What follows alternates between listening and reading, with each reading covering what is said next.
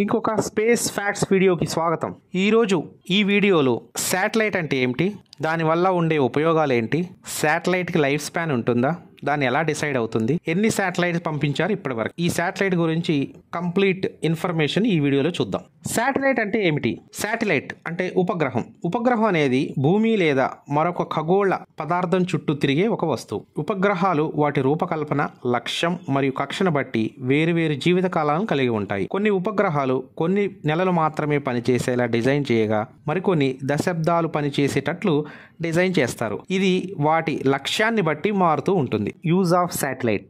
Satellite యొక్క ఉపయోగం ఏమిటి? కృత్రిమ ఉపగ్రహాలు అంటే శాటిలైట్స్ వైడ్ రేంజ్ అంటే విస్తృత శ్రేణి ప్రయోజనాలు అందిస్తాయి మరియు వివిధ రంగాలలో కీలక పాత్ర పోషిస్తాయి. కృత్రిమ ఉపగ్రహాల యొక్క కొన్ని ప్రయోజనాలను ఇప్పుడు మనం చూద్దాం.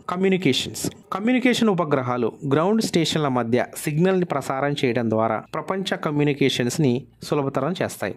ఇవి టెలివిజన్ ప్రసారాలు, ఇంటర్నెట్ కనెక్టివిటీ, ఫోన్ కాల్స్ మరియు ఇతర రకాల కమ్యూనికేషన్స్కు ఉపయోగపడతాయి. ఇంకోటి భూపరిశీలన ఉపగ్రహాలు భూమి వాతావరణం, ఉపరితలం, మహాసముద్రాలు, వాతావరణ నమూనాల డేటాను గురించి పర్యవేక్షిస్తాయి. అవి మళ్ళీ ఆ డేటాని సేకరిస్తాయి. పర్యావరణ పర్యవేక్షణ, విపత్తు ప్రతిస్పందన, వ్యవసాయం మరియు పట్టణ ప్రణాళిక వంటి ప్రయోజనాల కోసం వీటిని ఉపయోగిస్తారు. ఇంకోటి నావిగేషన్ ఉపగ్రహాలు అంటే జీపీఎస్, ఇప్పుడు మనం ఫోన్లో వాడే జీపీఎస్ వంటి గ్లోబల్ నావిగేషన్ వ్యవస్థలకి ఇవి ఆధారం. వాహనాలు, నౌకలు, విమానాలు ఇవి ఖచ్చితమైన నావిగేషన్తో ఏ లొకేషన్లో ఉన్నాయి అనే సమాచారాన్ని మనకి కరెక్ట్గా అందిస్తాయి. శాస్త్రీయ పరిశోధన అంటే అంతరిక్షంలో వివిధ రకాల గొప్ప విషయాలను అధ్యయనం చేయడానికి మరియు ప్రయోగాలు నిర్వహించడానికి శాస్త్రీయ ఉపగ్రహాలను ఉపయోగిస్తారు. సుదూర గెలాక్సీలను పరిశీలించే హబుల్ టెలిస్కోప్, భూమి అయస్కాంత వాతావరణాన్ని అధ్యయనం చేసే ఉపగ్రహాలు వంటివి దీనికి ఎగ్జాంపుల్స్. ఇతర గ్రహాలు, చంద్రుడు మరియు సెలెస్టియల్ బాడీస్ అంటే ఖగోళ వస్తువులు అధ్యయనం చేయడానికి ఉపగ్రహాలను అంతరిక్ష అన్వేషణ మిషన్ల కోసం ఉపయోగిస్తారు. వీటిలో అంగారక గ్రహం, ఇతర గ్రహాల అన్వేషణకు పంపిన ఆర్బిటర్లు, ల్యాండర్లు, లోవర్లు ఉన్నాయి.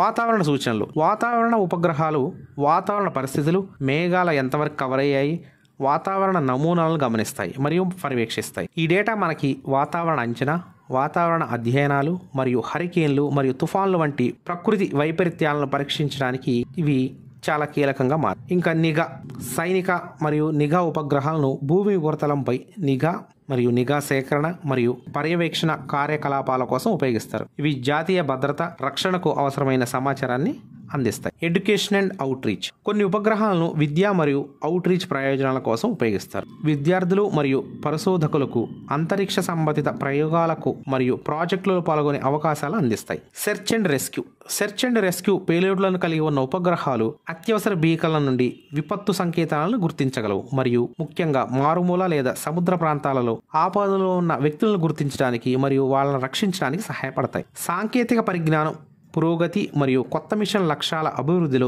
కృత్రిమ ఉపగ్రహాలు ప్రయోజనాలు అభివృద్ధి చెందుతూనే ఉన్నాయి.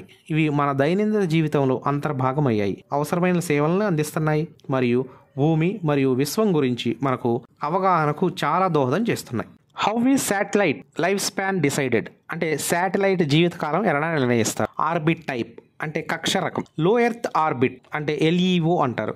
ఎల్ఈఓలోని ఉపగ్రహాల జీవితకాలం సాధారణంగా కొన్ని నెలల నుంచి కొన్నేళ్ల వరకు ఉంటుంది. ఇవి ఎక్కువ వాతావరణ మరియు గ్రావిటేషనల్ పుల్కి గురి అవటం దీనికి ప్రధాన కారణం.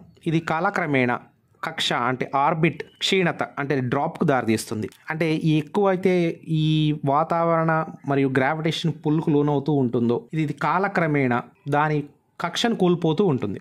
మీడియం ఎర్త్ ఆర్బిట్ ఎంఈఓ అంటే జియో స్టేషనరీ ఆర్బిట్, జీఈఓ అంటే ఎంఈఓ అండ్ జీఈఓ ఉపగ్రహాల జీవితకాలం ఎక్కువగా ఉంటుంది. ఇవి కొన్ని దశాబ్దాల పాటు కొనసాగే అవకాశం ఉంది. ఇవి వాతావరణం లాగటం వల్ల అంటే మన గ్రావిటేషన్ పుల్కి కానీ లేకపోతే వాతావరణ పుల్లుకి కానీ ఇవి తక్కువగా ప్రభావితం అవుతాయి. ఇంకొకటి వచ్చేసి మన శాటిలైట్ లైఫ్ స్పాన్ని మిషన్ డిజైన్ అసలు ఆ మిషన్ దేనికోసం అంటే శాటిలైట్ లక్ష్యం కీలక పాత్ర పోషిస్తుంది. కొన్ని ఉపగ్రహాలు భూమి మీద పరిశీలన లేదా ప్రయోగాల కోసం వంటి స్వల్పకాలిక మిషన్ల కోసం రూపొందించబడతాయి. కమ్యూనికేషన్ లేదా వాతావరణ పర్యవేక్షణ వంటి దీర్ఘకాలిక కార్యకలాపాల కోసం నిర్వహించబడతాయి. మిషన్ డిజైన్ శాటిలైట్ లక్ష్యం కీలక పాత్ర పోషిస్తుంది. కొన్ని ఉపగ్రహాలు భూమి మీద పరిశీలన లేదా ప్రయోగాల కోసం వంటి స్వల్పకాలిక మిషన్ల కోసం రూపొందించబడతాయి. మరికొన్ని కమ్యూనికేషన్ లేదా వాతావరణ పర్యవేక్షణ వంటి దీర్ఘకాలిక కార్యకలాపాల కోసం నిర్మించబడతాయి. సో దీన్ని బట్టి శాటిలైట్ ఎన్ని సంవత్సరాలు పనిచేయాలి, ఎన్ని సంవత్సరాలు ఉండాలి అనేది డిసైడ్ చేస్తారు. ఇంకోటి టెక్నాలజీ మరియు కాంపోనెంట్స్. అడ్వాన్సెస్ ఇన్ టెక్నాలజీ మరియు రిలయబుల్ పార్ట్స్ ఎక్కువగా వాడటం ఉపగ్రహ ఎక్కువ జీవిత కాలానికి అది సపోర్ట్ చేస్తుంది. అయినప్పటికీ ఉపగ్రహాలు ఇప్పటికీ పనిచేయకపోవడం, రేడియేషన్ వంటి వాటికి గురి కావడం, ఇతర పర్యావరణాల కారకాలకు గురి అయ్యే అవకాశం ఉంది. దానివల్ల లైఫ్ స్పాన్స్ తగ్గే ఆస్కారం ఉంటుంది. ఇంకోటి ఫ్యూయల్, దాంట్లో వాడే ఇంధనం. అధిక కక్షల్లోని ఉపగ్రహాలు స్టేషన్ కీపింగ్ లేదా కక్ష సర్దుబాటు కోసం ఇంధనాన్ని వాడుతుంటాయి. ఇంధనం అయిపోయిన తర్వాత ఉపగ్రహం ఇకపై దాని కక్ష నుంచి బయటకు వెళ్ళిపోతుంది, అంటే దాని కక్ష నుంచి జారిపోతుంది. అంతరిక్ష వాతావరణం. సౌర కార్యకలాపాలు మరియు అంతరిక్ష వాతావరణం ఉపగ్రహ జీవిత కాలాన్ని ప్రభావితం చేస్తాయి. తీవ్రమైన సోలార్ రేడియేషన్ మరియు జియోమాగ్నెటిక్ స్టార్మ్స్ కాలక్రమేణా ఉపగ్రహ భాగాలను పాడు చేస్తాయి. సో అంతరిక్ష వాతావరణం కూడా చాలా ఇంపార్టెంట్.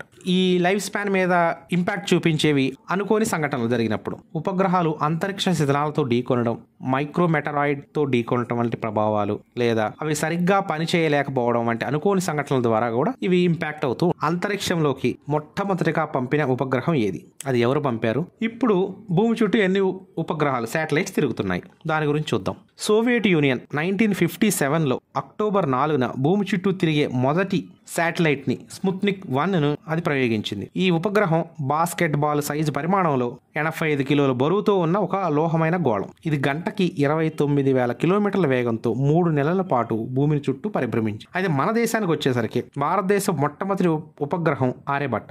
దీన్ని 1975 ఏప్రిల్ 14ను ప్రయోగించారు. ఈ ఉపగ్రహానికి ప్రముఖ భారతీయ ఖగోళ శాస్త్రవేత్త ఆయన గణిత శాస్త్రవేత్త అయిన ఆర్యభట్ట ఆయన పేరు మీద పెట్టారు. దీనిని భారతదేశంలో రూపొందించి సోవియట్ యూనియన్లోని కాపుస్టిన్ యూర్ నుంచి ప్రయోగించారు. ఇది 1992 ప్రారంభంలో ఇది ఉపగ్రహం తిరిగి భూవాతరంలో ప్రవేశించి నాశనం అయింది. United nations office for outer space affairs UNOSA data ప్రకారం దాదాపుగా 8,261 ఇండివిజువల్ ఉపగ్రహాలు భూమి చుట్టూ తిరుగుతున్నాయి.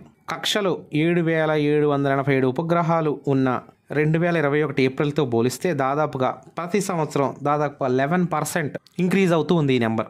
Satellite retirement. The end of satellite operational life. ఒక ఉపగ్రహం యొక్క ఆపరేషనల్ లైఫ్ అంటే కార్యాచరణ జీవితం యొక్క ముగింపును తరచుగా శాటిలైట్ రిటైర్మెంట్ లేదా ఎండ్ ఆఫ్ లైఫ్ అని పిలుస్తారు. ఇది అయినప్పుడు ఏం జరుగుతుంది అంటే కంట్రోల్డ్ రీఎంట్రీ అంటే నియంత్రిత రీఎంట్రీలో ఎర్త్ ఆర్బిట్లో అంటే LEOలో ఉన్న ఉపగ్రహాల కోసం ఉపగ్రహం యొక్క నియంత్రిత పద్ధతిలో భూ వాతావరణంలోకి తిరిగి ప్రవేశించేలా చూడడానికి ఆపరేటర్లు నియంత్రిత డిఆర్బిట్ చేయ. ఇది అంతరిక్ష శిథిలాల ప్రమాదాన్ని తగ్గించడానికి ఉపయోగపడుతుంది. అంటే దీన్ని డిఆర్బిట్ చేసినప్పుడు అది భూ వాతావరణంలోకి వచ్చేసి మండిపోయి పడిపోతుంది. దీనివల్ల ఏమవుతుందంటే కక్ష అంటే ఆర్బిట్ క్లీన్ అవుతుంది. Graveyard orbit. భూ స్థిర కక్ష GEO. అధిక కక్షలో ఉన్న కొన్ని ఉపగ్రహాలను వాటి కార్యాచరణ జీవితం చివరిలో ఈ గ్రేవియార్డ్ ఆర్బిట్కి తరలిస్తారు. ఈ కక్ష ఆపరేషనల్ ఉపగ్రహాలకు ఎక్కువ దూరంలో ఉంటుంది మరియు శాటిలైట్ ఒకదానికొకటి ఢీకొట్టే ప్రమాదాన్ని తగ్గిస్తుంది. Leave it in orbit. ముఖ్యంగా ఇతర ఆపరేషనల్ ఉపగ్రహాలపై తక్కువ ప్రభావంతో ఉన్న అధిక కక్షలో ఉన్న ఉపగ్రహాలకు ఉపగ్రహాన్ని దాని తుది కక్షలోనే వదిలివేయడానికి ఎంచుకోవచ్చు. ఆ కక్షలోనే వదిలేస్తారు.